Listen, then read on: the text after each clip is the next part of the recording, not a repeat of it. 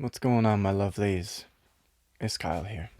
So, I want to talk about the healing process today and why it's very important to ride the waves of the healing process. And I want to bring in a little analogy of the healing process that I seen as rang true for myself and for many other people. So, when you are wounded, when you are traumatized, when you are hurt, there's an aspect of that hurt, there's an aspect of yourself which is wounded that is drawn out to sea into the middle of the ocean.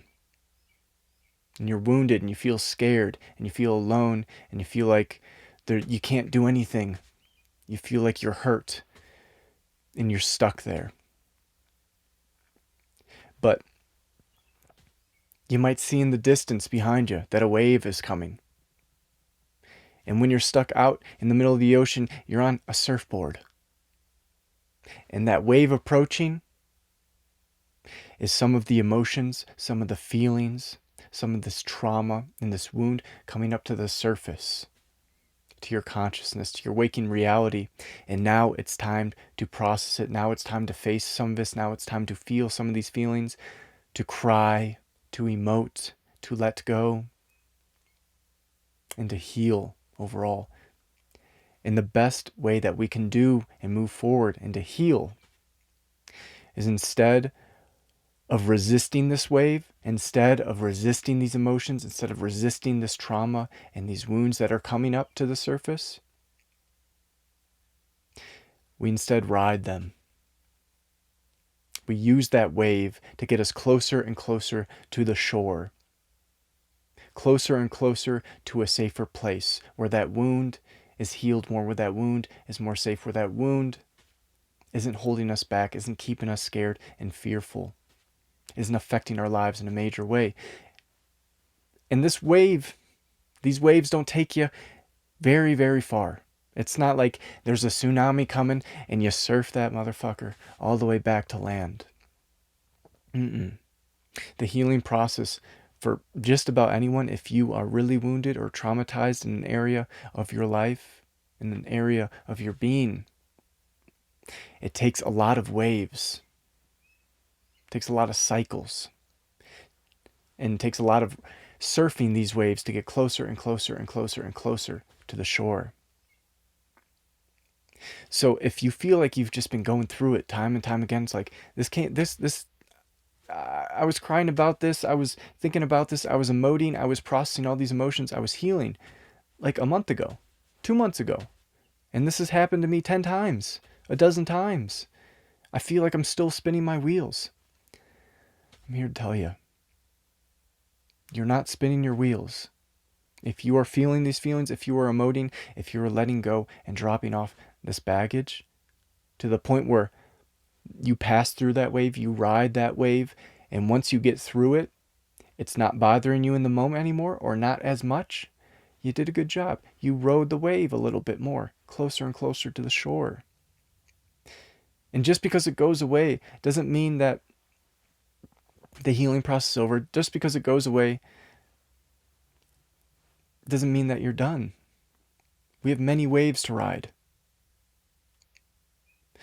So as emotional surfers, as we should all strive to be, to heal more and more, you need to realize that these traumas, that these wounds, it takes a long time. It takes a lot of cycles to process everything, to let go of everything, to reprogram yourself. So these traumas and so these wounds, you don't feel as scared. You don't feel like you're out in the middle of the ocean when you're going through it, when you're feeling stuff. And I guarantee you, if you stick with this, if you ride these waves, if you surf, if you're an emotional surfer, you will get closer and closer to shore. You are making progress.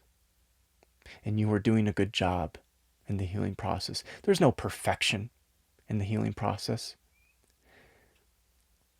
But you should try your best not to resist that wave.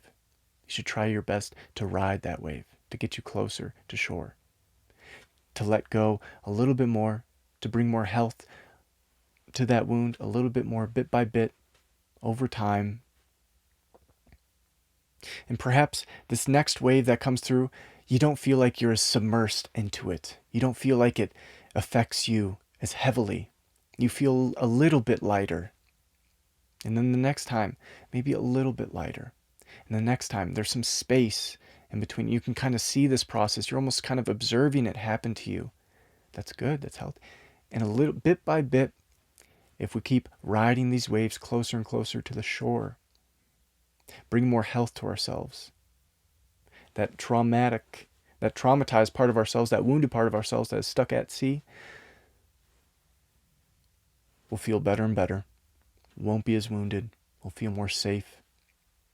And it won't affect our behaviors as heavily as it did a year ago, 2 years ago, a decade ago, even hell, a month ago. So it's important to understand, as you're healing from trauma, as you're healing from wounds, as you're working on yourself, that you ride these waves and that you don't get discouraged when the waves come. Because when the waves come and the trauma surfaces up and it's overwhelming and it's a lot, and I understand it's a lot of work and it's not necessarily fun, but it is what's best, and it is helping you to heal as you ride it, as you go through this, and it's going to be okay. Just know that. So if you find yourself traumas that are welling up within you, it's best to try your best to surf these waves, to ride these waves, to go with them, not to resist them. Try your best not to get too frustrated that this is like, again, I get it. I feel that way all the time. But you are making progress. And I guarantee you, if you keep riding those waves with consistent quality effort over the long term, you will undoubtedly get closer and closer to shore. You will undoubtedly bring more health to these wounds and to these traumas. And these wounds, these traumas, will not affect you as majorly anymore. I'll leave it there. I hope you're having a lovely day wherever you're at in the world. And until next time.